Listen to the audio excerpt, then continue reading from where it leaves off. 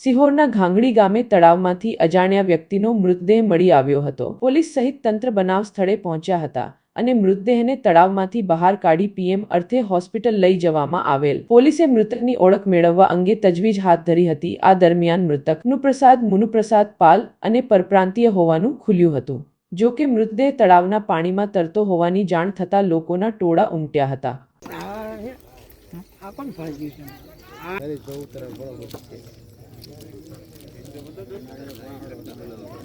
સમજો અમે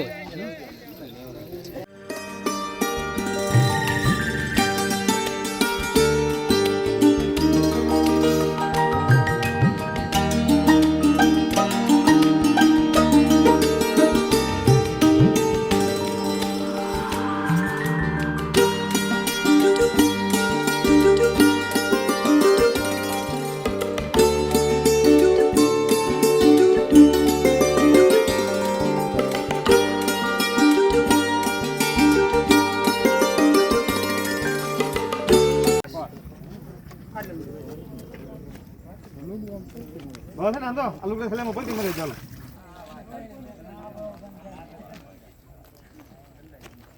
આ ખેતર થઈ ગયો આ ખેત ને દાવ તો એને સામે અડધો પૂરો